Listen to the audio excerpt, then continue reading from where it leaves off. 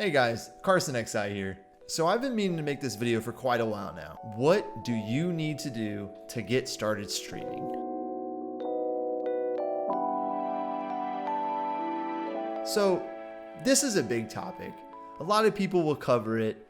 It's all over YouTube, but this is my perspective. So I've been streaming now for about 2 months.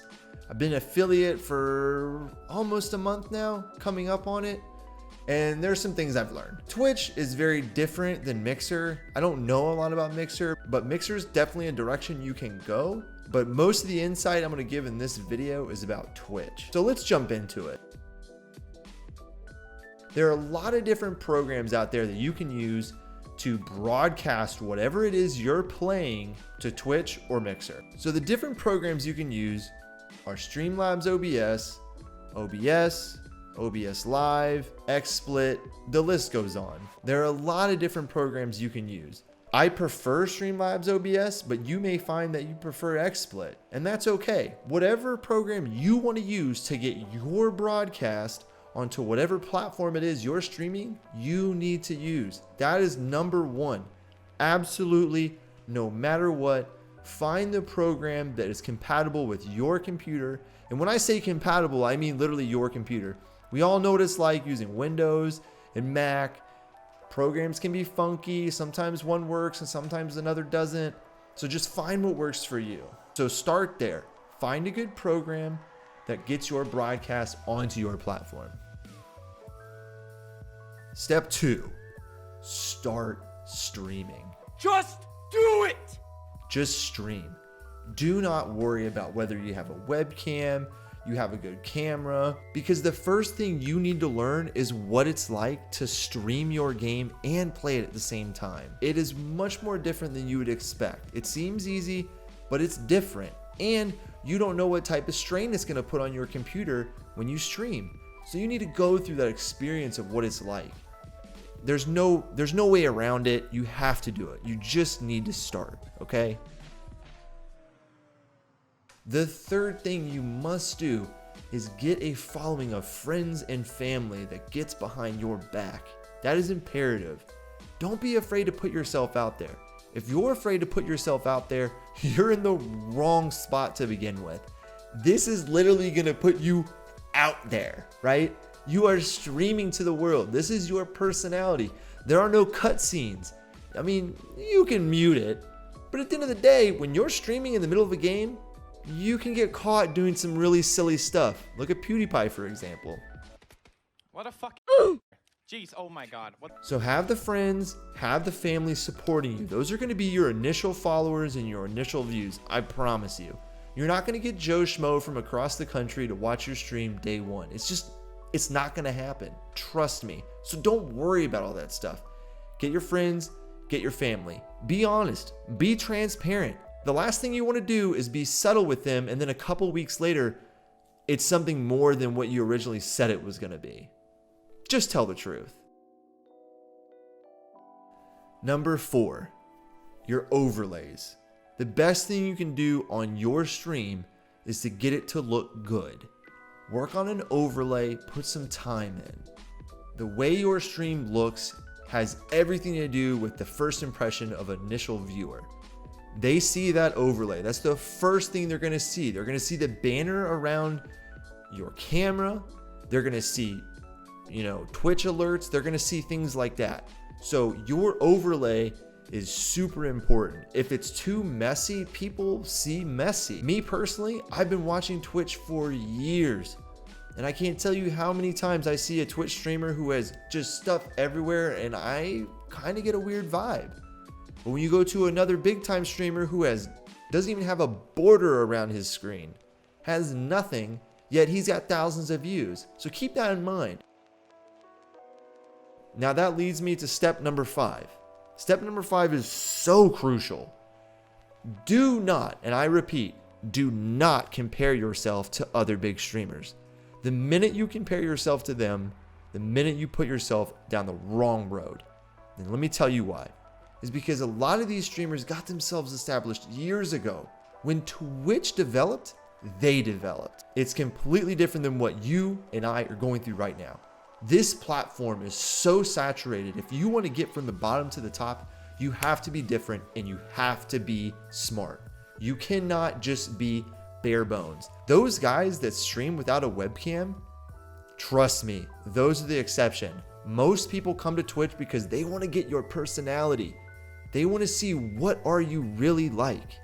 They don't want to see just the gameplay unless you're a pro player. I will say that. If you're a pro player and you are very good, and I mean great, then hey, you don't need to show your face. Just show maybe some keystrokes, what it's like, what the view is of your hand on the mouse and the keyboard, and leave it at that. Number 6. This is where we actually start to worry about components. Because at the end of the day, to me, components are last. Now, I was lucky, and when I was in the Navy, I thought a lot about streaming, especially when I was big into iRacing. I already had a nice computer. I was already a big gamer to begin with. So all I had to do was buy a couple components. So for instance, I've had this webcam since 2015. I came back from deployment and had it in my mind that I was gonna stream all my pro races in iRacing.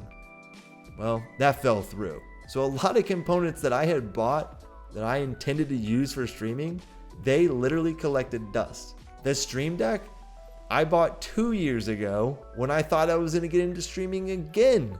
But then school got crazy and it fell to the back burner. I'm kind of lucky. I've collected components over time, but there's a lot of stuff that you may think you need that you don't need. Some great examples of things you may think you need right out the gate that I promise you don't need would be a Stream Deck, for instance. Now, a Stream Deck is a nice item to have, but is it really worth the money right now starting out? No, don't worry about it. If I was you, the first thing I would get would be a webcam, and then from there, a nice mic.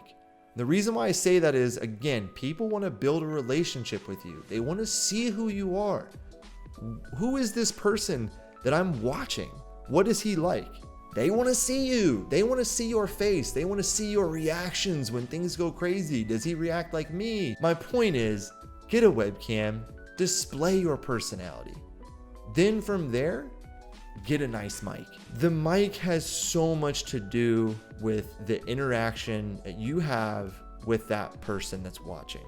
Even though the view of the person you're watching has a lot to do with what the viewer is getting out of you, there's something about that voice. There's a lot of relations there. You hear something, it reminds you of friends, it reminds you of family members.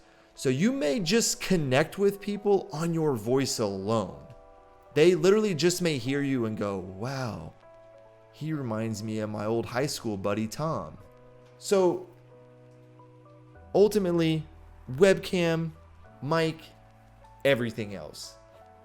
It'll all kind of happen. You'll go through experiences, you'll have issues with things, and you'll go, I need this, I need that. Even in just the 2 months of streaming, I found things that I want to optimize here and there. Don't go crazy. Like for instance, the soundproofing I've been doing, this isn't a lot of money. We're talking about $25 sets of soundproofing. Don't go crazy and think you need a $1,200 video card to game and stream at the same time. I've seen a lot of people do that. It's a huge waste of money. If you don't have a nice video card, there's plenty of video cards out there for $500, $600. I know that's still a lot of money, but it's not $1,200. Don't make that mistake. To summarize all of this, keep it simple. Start small. Think of it just like your evaluation at work. You start low and you build. It's like anything. If you start off superior, you have no room to grow because you're already at the top. Take advantage of this time to be simple. Let people notice you where you're at right now. That way, as you grow, people notice, hey, this guy's growing. Be proud of that. Be proud of the growth that you're gonna go through. It's just like anything. It's like weightlifting. So take your time. Be patient. So in the description below, you're gonna find everything I use as far as the broadcast goes, where I get my overlays, things like that. If you have any questions, definitely comment below. I also have a Discord that you can join at any time. I'm gonna be putting information in there that you can utilize at any time. And you can also give me input for my stream. With that said, I do stream on Twitch myself. I'm a beginner. That's part of the reason why I'm sharing this experience. It's because in these last 2 months, I've experienced a lot of stuff that's brand new to me. There's going to be a point where all of us are kind of going to get into a streamlined process, and it's just going to be day after day after day with small optimization. These are the months that matter the most, the beginning.